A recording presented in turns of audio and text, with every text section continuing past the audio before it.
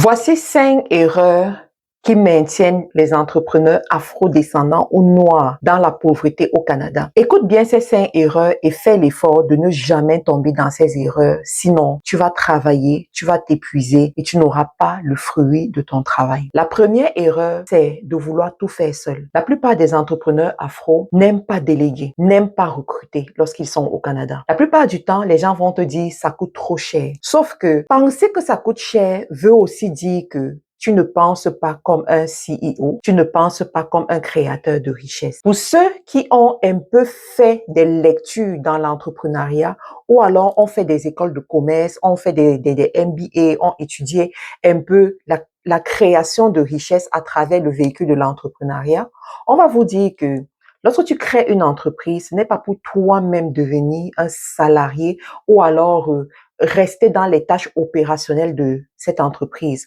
Pourquoi? Parce que généralement, les tâches opérationnelles ne sont pas les tâches qui provoquent la réflexion dans ton cerveau, qui amènent ton cerveau à penser grand, à développer des stratégies et à faire grandir l'entreprise, à mener l'entreprise vers un niveau de scalabilité et de croissance vraiment mesurée sur la durée. Mais la plupart des entrepreneurs afro, lorsqu'ils créent une entreprise, ils se voient pas seulement comme employés dans cette entreprise, mais comme homme à tout faire dans cette entreprise pendant 5 ans, pendant 10 ans. Sauf que entre-temps, l'âge est en train d'avancer et après, c'est la retraite, on passe à autre chose et l'entreprise s'arrête. La deuxième des choses, c'est qu'ils n'aiment pas se conformer de façon administrative et de façon légale.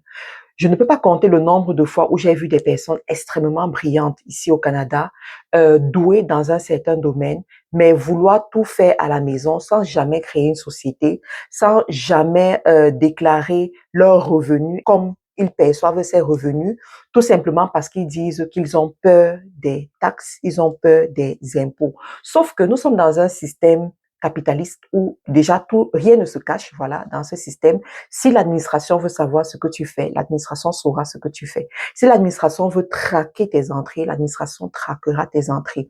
Donc, c'est un système où tout se retrouve aussi. Donc, plus le système se rend compte que tu gagnes de l'argent, plus le système te favorise. D'accord?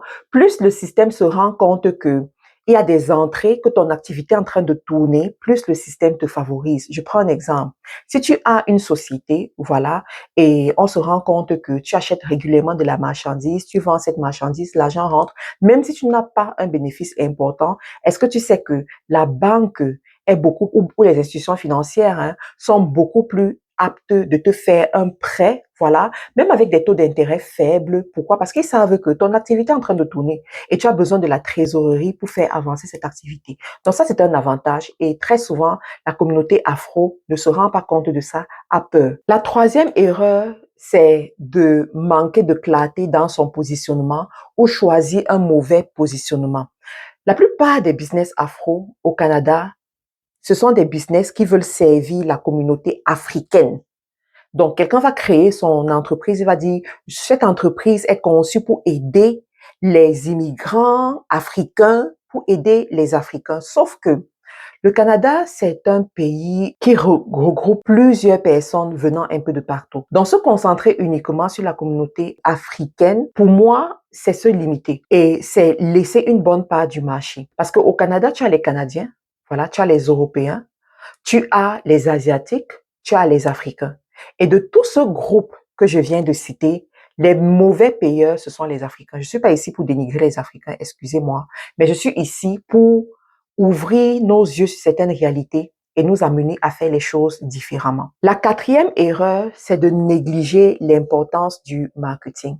La plupart du temps, lorsque les Afros se lancent dans les affaires au Canada, ils se disent que le client viendra de lui-même.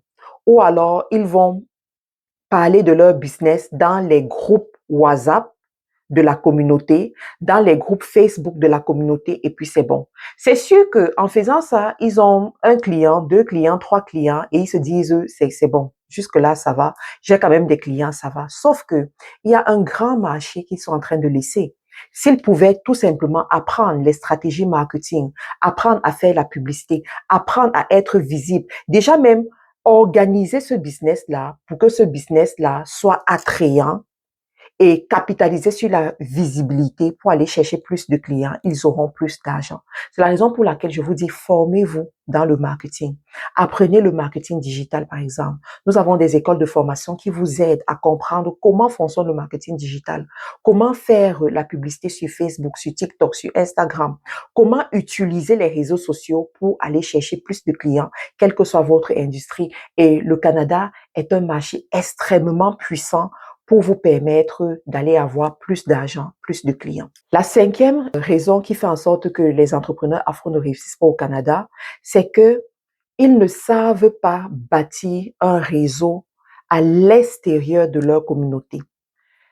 Les plus intelligents vont quand même bâtir un réseau, mais dans la communauté. Ça veut dire quoi? Ils ne vont pas juste faire métro, boulot, dodo, rentrer à la maison et ignorer la socialisation. Ils auront quand même une communauté, sauf que c'est une communauté constituée des personnes qui viennent du même pays que eux ou bien du même continent que eux.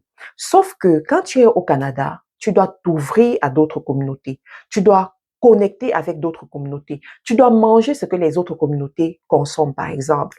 Tu dois aller dans les lieux de loisirs où tu vas trouver d'autres communautés. Tu dois même amener tes enfants à connecter avec d'autres communautés pour qu'ils puissent facilement accepter la différence au Canada et puissent socialiser avec d'autres personnes. Alors, de tous les 5 points que j'ai listés ici, quelles sont les erreurs que toi tu as eu à commettre? Ou alors, est-ce qu'il y a d'autres choses que tu as envie d'ajouter? Fais-le en commentaire et nous tous, nous allons apprendre. Si tu n'es pas encore abonné sur cette page, abonne-toi, c'est totalement gratuit et laisse-moi aussi un commentaire. Bye bye.